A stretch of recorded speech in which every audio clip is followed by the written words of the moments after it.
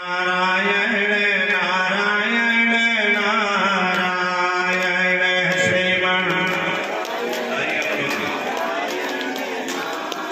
नारायण श्रीमन नारायण नारायण नारायण श्रीमन नारायण लक्ष्मी नारायण नारायण नारायण लक्ष्मी नारायण नारायण नारायण श्रीमन नारायण नारायण नारायण श्रीमन नारायण नारायण नारायण हो जो नारायण नाम भजत है जो नारायण नाम भजत है जो प्रभु जी का ध्यान करत है जो प्रभु जी का ध्यान करत ताको होत है पाप चले नारायण श्रीमन नारायण नारायण नारायण भजमन नारायण नारायण नारायण बोले वृंदावन बिहारी लाल की जय कृष्ण भगवान की जय। तो भागवत कथा में जब हम कथा सुनते हैं तो सबसे पहले कार्य क्या होता है कि हमको नींद आने लगता है। हाँ?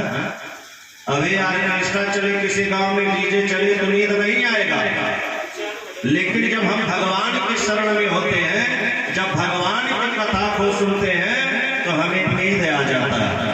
और नींद क्यों आता है? जो आपके शरीर में मलिच्छ निवास करते हैं, जिनको आज तक आपने नहीं निकाला, उन्हीं की सेवा में आप लोग बंधे रहे, उन्हीं को अपने हृदय में बिठाए रहे और कभी भगवान को आने का मौका ही नहीं दिया अपने हृदय में। तो वही जब कई मतलब बीत जाते हैं बहुत समय, और उसके बाद जब हम भजन कथा सत्संग में बैठते हैं तभी हमें नींद आता है, आलस्य आता है, और उसके बाद जमुआई आता है। एक जितने सत्कर्म हैं, जितने भागवत महापुराण कथा होता है, उस जगह पर निद्रा देवी जो है आकर के पहुंच जाती है।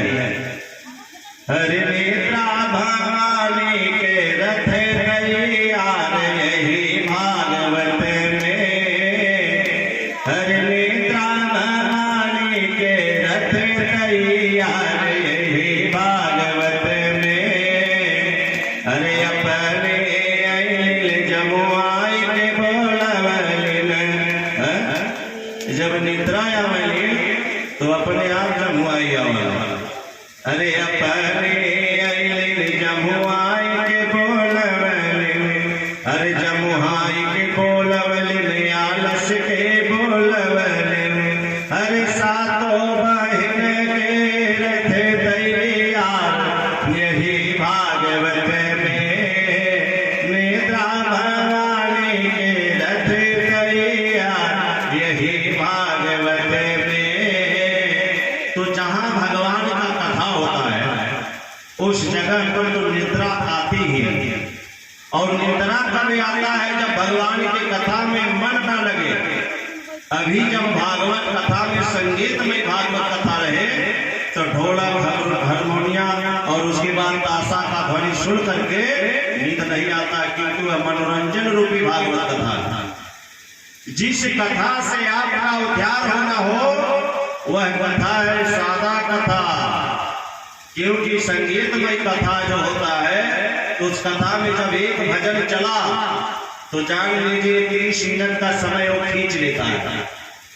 और 2 ही घंटा बड़े बड़े आचार्य महाआचार्य लोग 2 ही घंटा बोलते हैं, और 2 ही घंटा में बताइए अगर 3 भजन हो गया तो फिर पूरी कथा कौन कहेगा जी? तो मनोरंजन नहीं खोजा जाता है। भागवत कथा तभी पूर्ण होता है कि जब हम भागवत कथा को सादा पूर्ण रूप से कहें, भगवान का जाप करें, पारायण पाठ करें और उसके बाद भागवत कथा प्रसंग जो है आराम से भजन के साथ करे, तब वह कथा पूर्ण होता है। लेकिन आजकल नाचा गाँव तोड़ा तान और तेही के दुनिया राखे मान, भगवान के मान ना क्यों रखे वाला बा। आजकल संगीत हरमुनिया ढोलक जो आ जाए तब तो जाए कि भागवत में कुछ भक्त लोग जुटत हों, नहीं तो सूतत हमें कहत में सोइले से बढ़िया कौन जीवन बाना है। तो सो करके इस जीवन को व्यर्थ में मत गवाइए, कथा और सत्संग में आइए, कथा सत्संग कीजिए, ज्ञान की गंगा है। कल कहा था हमने कि है ज्ञान की ये गंगा ऋषियों की अमर वाणी, है ज्ञान की ये गंगा ऋषियों की अमर वाणी, ये संतों की आरती है,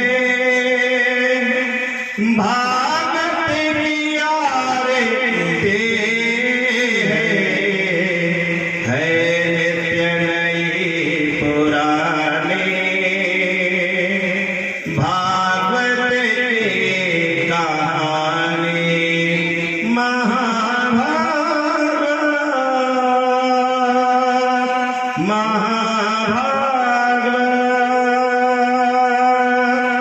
महाभारत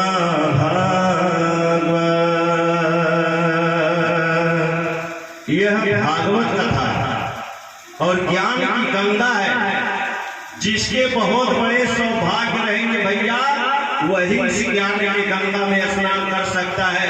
बाकी तो भोजन किए, चाप भोजन ठास निद्रा, जब पेट में भोजन गया तो कहाँ कथा कहाँ अच्छा लगेगा।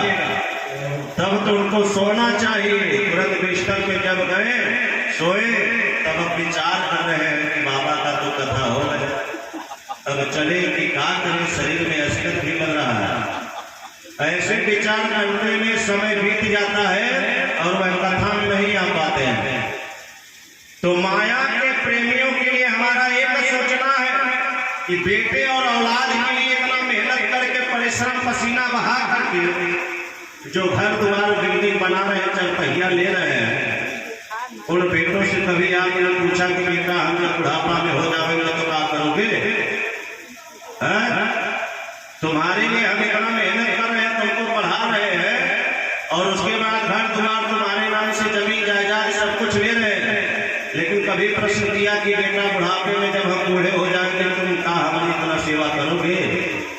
जिस औलाद के लिए तुम इतना धन इकट्ठा किए हो, मरने के बाद वही घर वाले कहते हैं, जब 2 से 3 दिन हुआ शरीर का न, उसके बाद वही घर वाले कहते हैं भैया हटा इसको जल्दी से, शरीर से बदबू आ रहा है, कितने दिनों तक घर में रखोगे इस लाश?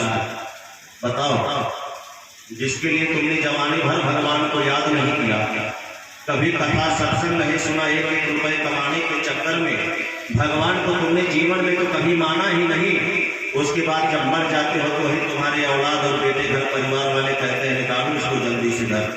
कितना दिन रोएंगे? 1 दिन 10 दिन रोएंगे, उसके बाद जैसे के तैसे फिर हो जाएंगे।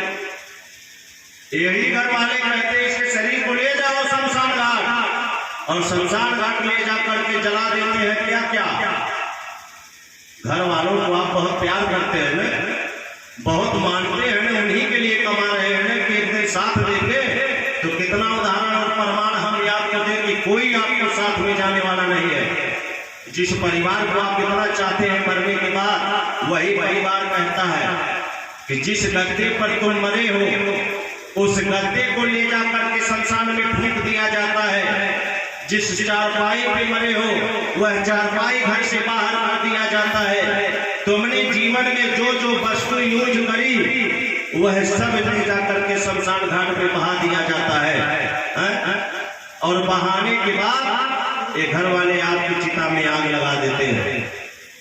तो बताइए, जब याद से जुड़े हर वस्तु हर चीज वहां पर भेजा जा सकता है, तो फिर आपका ही तो कमाया हुआ ये घर या धन या दौलत है। तो इस घर को ले जाकर के शमशान में नहीं पहुंचाए, उस जमीन को ले जाकर के किसी ब्राह्मण या संत महात्मा डोल को क्यों दान नहीं दिए, जबकि तुम्हारे ही द्वारा कमाया हुआ है ना, तुम्हारे द्वारा